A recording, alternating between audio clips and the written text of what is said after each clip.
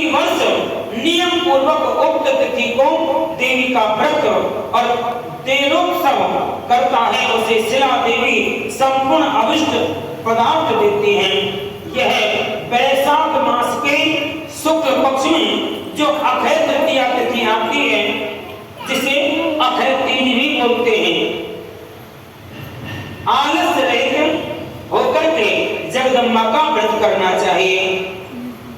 बेला, मालती, चंपा, जपा, अर्चक, अड़हुल, दोपहिया, कमल के फूलों से शंकर सहित गौरी देवी की पूजा करें। करोड़ों जन्मों में किए गए मानसिक वाचिक शारीरिक पापों का नाश होता है। पाप 3 प्रकार के बताए। भगवान भोलेनाथ कहते हैं कि मेरी ही वाणी से महापुराण में मैंने अनंत रूप धारणी आज शक्ति के मुख से 3 प्रकार के पापों को नाश करने की क्षमता सुनी है। भैया, एक तो पाप होता है मानसिक। ये मानसिक पाप कैसा? हमने मन ही मन में कोई बात सोची और किसी को उस बात का ना तो कानों से सुना और ना उसने वो काम किया। मन में ही हमने सोच लिया और मन में सोचने से मानसिक पाप हुआ। ये पाप लगता था सतयुग में। पहले जब सतयुग था, अगर किसी ने मन ही मन में कोई पाप कारण उसके मन में आया कि ऐसा काम करना चाहिए, तो वो केवल सतयुग में उसका फल मिलता। तूने ये मानसिक पाप किया है, तेरे को ये नरक मिलेगा। दूसरा नरक आया वाचिक। वाचिक माने कर्म तो करे नहीं, केवल बोल करके रह जाए। वाणी से बोला, अब मन में भी नहीं रखा। उसने तुम्हारे सामने बोल दिया मैं ऐसा करूंगा, तुम ऐसा करना। अब उसको कहते वाचिक। ये फल भैया सतयुग, त्रेता युग। त्रेता युग में इस फल का कारण नहीं था। आया तुम्हारा शारीरिक पापों का नाश करने वाला। और शारीरिक पाप क्या होता है? इस शरीर से की गई क्रिया। तुमने कोई क्रिया की, दूसरे ने कोई क्रिया की, और क्रिया के करने से जो भी पाप हुआ भैया उसको द्वापर युग में फल मिलता था। सतयुग, त्रेता, द्वापर तीनों का। अब चल रहा है कलयुग।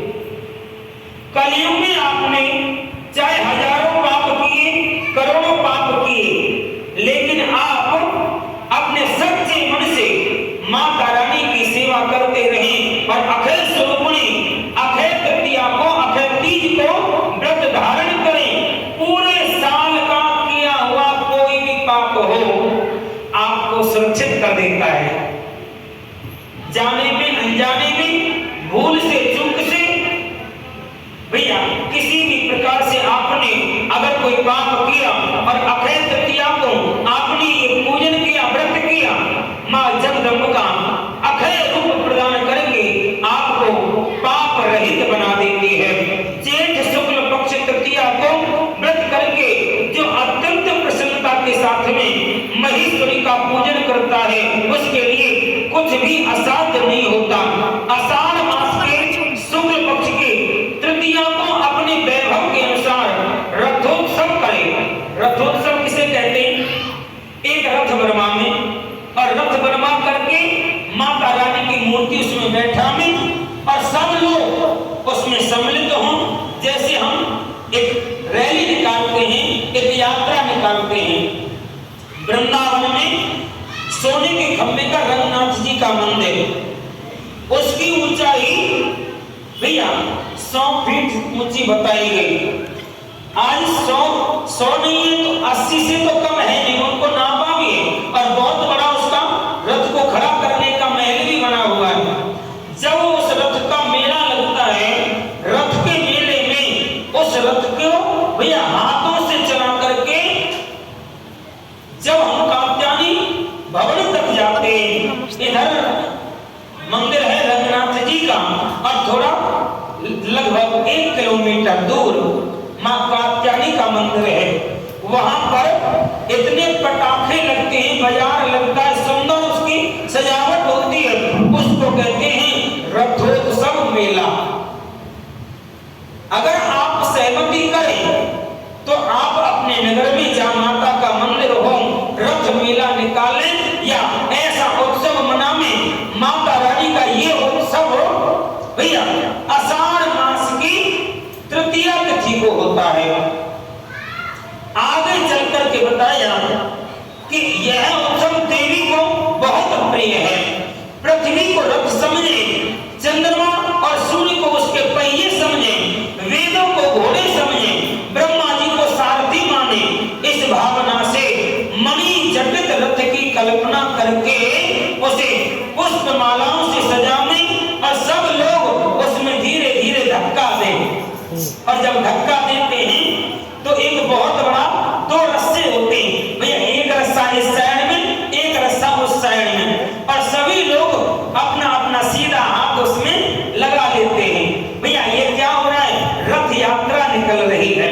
ऐसी माता की रथ यात्रा में जो लोग शामिल होते हैं, जो इस उत्सव को मनाते हैं, वे हजारों वर्षों तक माता के उत्सव रूपी इस कल्पना का भैया सांगोपांग भक्ति का विवरण उसको फल मिलता है। शिवा देवी को विराजमान करें, बुद्धिमान पुरुष ये भावना करें कि परा अम्बा उमा देवी संपूर्ण जगत की रक्षा करने के लिए और उसकी देखभाल करने के लिए निमित्त रथ के भीतर बैठी है। जब रथ धीरे धीरे धीरे धीरे आगे बढ़ने लगे तो जयकार की ध्वनि जोर से लगानी चाहिए।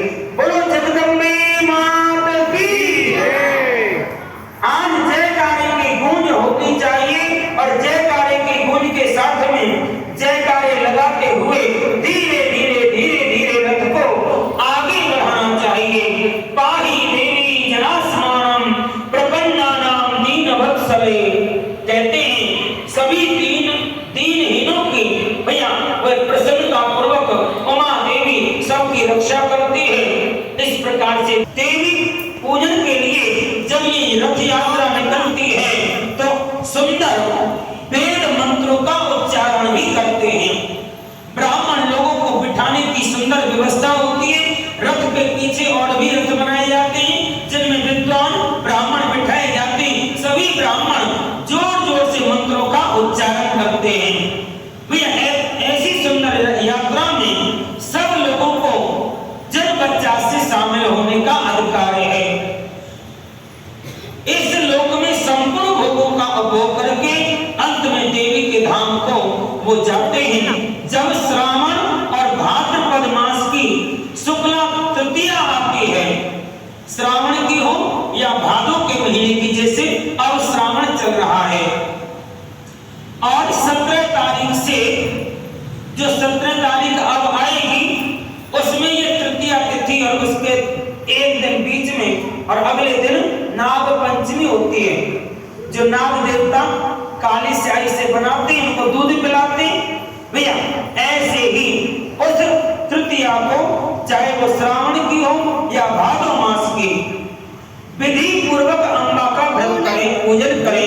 इस लोक में पुत्र पौत्र धन आदि की प्राप्ति के लिए आपको ये व्रत अवश्य फलदायक होता है। अगर किसी के यहाँ धन की कमी है, पुत्र नहीं है या पौत्र नहीं है, संतान आगे नहीं बढ़ती हो, उसको श्रावण और भादों की शुक्ल पक्ष की मावस के पीछे की तीज का व्रत बताया है। जब तुम ये व्रत करते हैं तो भैया उमा देवी आपके इस प्रकार से हर प्रकार आपका जन्म सफल करती है। वो सभी लोग उमा लोक में जाते हैं। जब आता है क्वार का महीना, क्वार के महीने के शुक्ल पक्ष में जो नवरात्रि आती है, अब आगे आएंगी, इन नवरात्रि में करना चाहिए आश्विन मास के शुक्ल पक्ष में नवरात्र व्रत। उसके करने पर संपूर्ण कामनाएं सिद्ध हो जाती हैं। इसमें संशय नहीं। इस नवरात्र व्रत के प्रभाव का वर्णन करने में ब्रह्मा जी भी, महादेव जी भी, कार्तिकेय जी भी, भैया